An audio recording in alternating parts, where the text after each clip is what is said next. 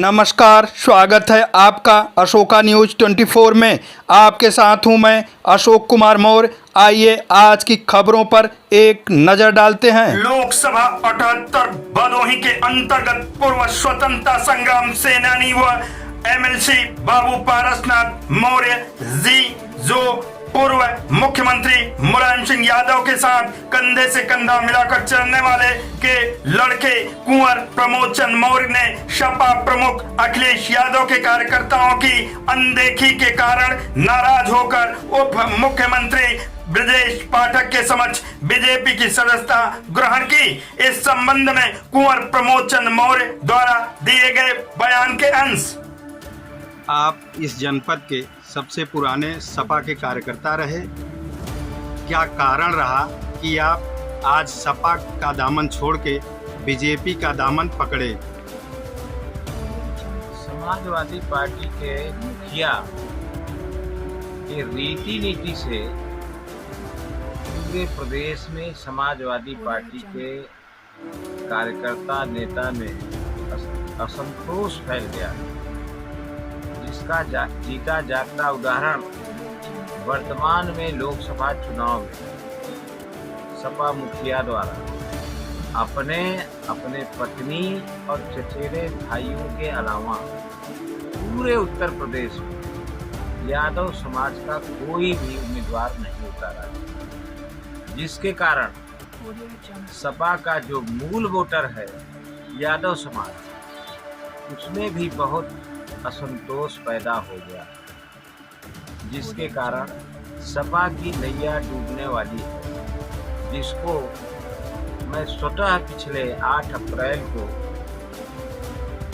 हमारे पूर्व राष्ट्रीय अध्यक्ष पार्टी के श्री अखिलेश यादव जी को मैंने सुझाव दिया, जिस पर उन्होंने लोहिया सभागार में खड़े कार्यकर्ताओं के महज्जत में हमें अपमानित करने का काम किया। इस हमारे जैसे हजारों लोगों को उन्होंने अपमानित करने का काम किया। उनके पास ये समझने की क्षमता नहीं है, क्योंकि अपने चाटुकारों से वो घिर गए हैं कि कौन हमारा वफादार है, कौन निष्ठावान है, कौन पुराना है। इसलिए डूबती नैया की स्थिति देख करके हमने समाजवादी पार्टी को छोड़ना पड़ा। सुझाव देने के बाद भी जब कोई भी मुखिया कार्यकर्ताओं की बात न माने, तो स्वयं हमको फैसला लेना पड़ा कि देश की सबसे बड़ी पार्टी, जिनके यहाँ कार्यकर्ताओं का सम्मान है, एक कार्यकर्ता संगठन या सरकार में कुछ भी हो सकता है, जहाँ कार्यकर्ताओं का सम्मान है वहाँ हमने भारतीय जनता पार्टी में शामिल हुए और भारतीय जनता पार्टी के संगठन को, भारतीय जनता पार्टी परिवार के जितने भी पदाधिकारी हैं, हम उनको धन्यवाद देना चाहेंगे कि उन्होंने एक दूसरे पार्टी से आए हुए नेता को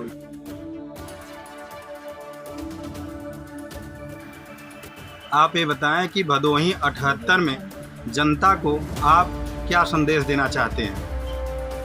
हम 78 विधानसभा लोकसभा समेत पूरे प्रदेश के जनता को ये संदेश देना चाहते हैं कि अगर देश का मान सम्मान बढ़ाना है विश्व के और भारत को विश्व गुरु बनाना है, तो भारतीय जनता पार्टी की तीसरी बार आदरणीय परम श्रद्धेय मोदी जी के नेतृत्व में सरकार बनाने में अपना लोग अमूल्य आशीर्वाद दें, जिससे कि देश का मान सम्मान, देश की अखंडता, भाईचारा, बंधुत्व बरकरार रहे और भदोही के सभी देवतुल्य नागरिकों को मैं विनती करूंगा कि भारतीय जनता पार्टी के प्रत्याशी डॉक्टर श्री विनोद बिंद जी, जो बहुत ही विनम्र, सरल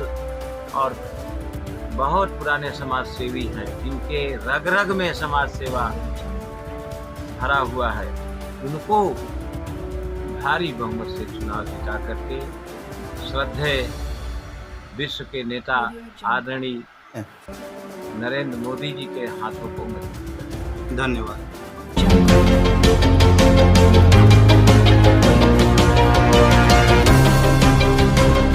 जनपद भदोही औराई तहसील परिसर में अधिवक्ताओं एवं वादकारियों को शौचालय व पीने के लिए पानी की कोई व्यवस्था नहीं है। व्यवस्था के नाम पर कूड़ा करकट से भरा शौचालय भी बना है।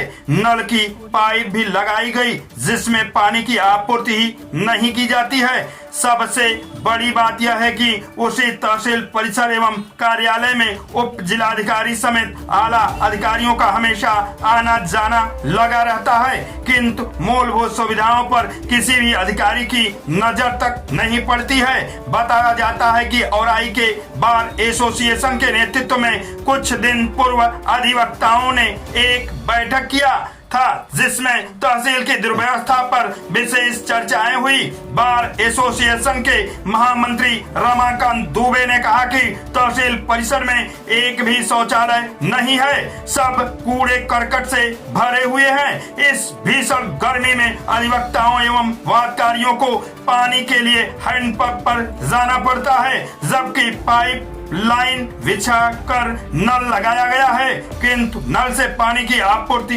नहीं की जाती।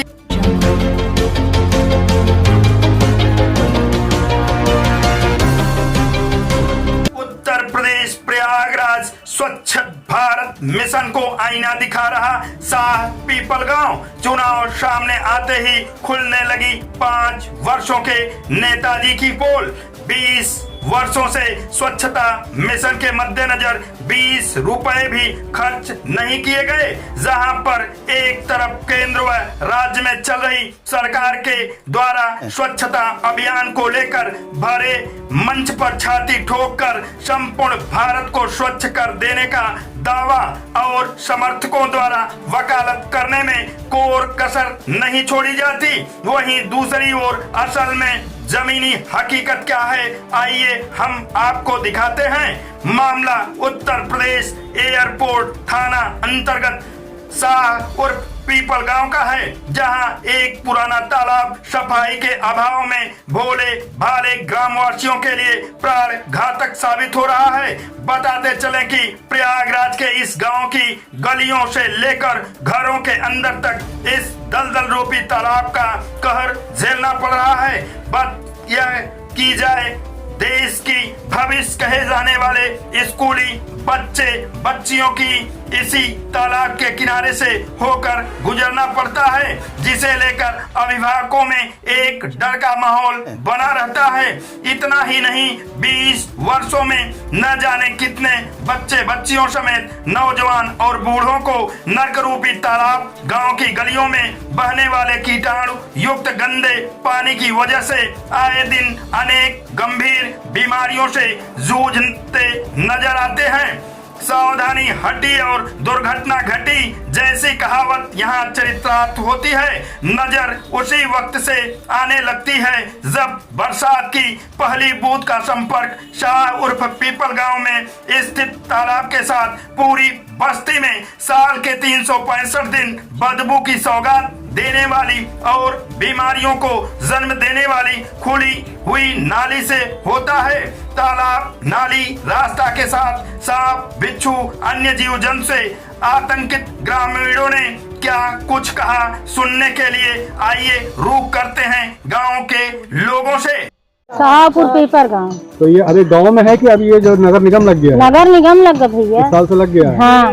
तो ये जो तालाब है ये आप लोग के बगल में, ये तालाब कब से है और क्या समस्या है? पुराना तालाब है भैया। समस्या ये है कि देखो रास्ता नहीं ना, आने जाने का तकलीफ है। खंभा भी टूटा है, उसको कोई सुनाई नहीं ना है। लाइट की सुविधा नहीं नहीं, सब यही रास्ता में आवे जाए। तो कैसे करें हम पटे? और जौन जीता है उसन कटा नहीं ना है। अरे कोई चीज की कितने साल हो गया समस्या से? समस्या तो बहुत दिन होगा साहब। कब से बताए हम समस्या? जब से हम लोग आए हैं यहाँ तब से देख रहे हैं समस्या। अरे फिलहाल करीब 20-25 साल हमेशा समस्या हमारे गाँव सब और चीज की सुविधा नहीं। अगर कहीं जाते हैं तो कहते हैं कि यहाँ मेरा टेंडर, यहाँ मेरा टेंडर बाकी नहीं हुआ। अच्छा ये बताइए, आधा मोहल्ले से है टेंडर और आधा मोहल्ले से नहीं, ये कैसे के इंसाफ? यहाँ की कोई सुनाई नहीं। हाँ हुई है, बिल्कुल हुई है। अरे बारात आई, एक्सीडेंट हो, इसमें खत्म हो गए। लड़का भी डूब गया है यहाँ। खत्म ही हुआ था। कितने साल पहले की बात है ये? करीब 10-12 साल पहले की बात है। तो उसके बाद भी कोई सुनवाई हुई नहीं है? नहीं सुनवाई कुछ नहीं, कोई सुनवाई नहीं है। सोलिंग की तरह न पानी की सुविधा न लाइट की सुविधा, खंभा गिरा हुआ है। मार छोटे छोटे बच्चे वही में हिल के जाओ, पानी में से आना ही जाना होता है। और ये तो बारिश होती है तो लाइट मारता है, करंट ऊपर आता है, करंट मारता है। करंट आता है? और क्या खंभा गिर गया है, उसको तार सब लोग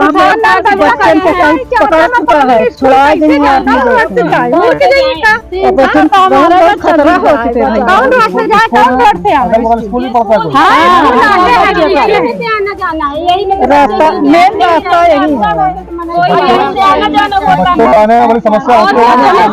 बच्चा धनंजय उतार लेते हैं, बच्ची पानी में से हिल के आती है। अगर धनंजय बच्चे तो कहाँ पर बच्चे का तो क्या सब कोई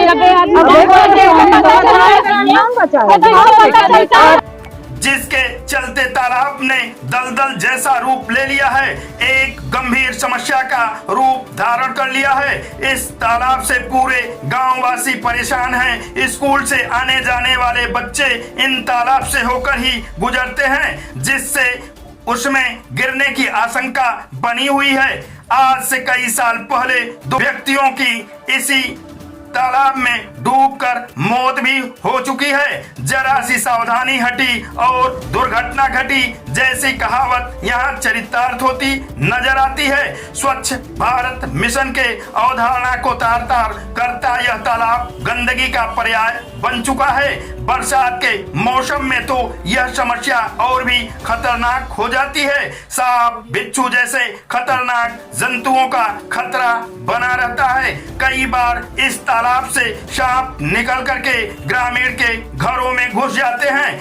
अभी कुछ समय पहले ही एक घर में एक सांप घुस गया, जिसने एक बच्चे को काट लिया। काफी झाड़ फूक व इलाज के लिए बाद भी उस बच्चे की जान चली गई। ग्राम वासियों का कहना है कि यह समस्या आज से नहीं कई सालों से है। गांव की कई महिलाओं एवं पुरुषों ने अपनी समस्या से अवगत कराते हुए बताया कि पूरा गांव इस समस्या से त्रस्त हो चुका है, लेकिन इस समस्या से अभी तक निजात नहीं मिल सकी है।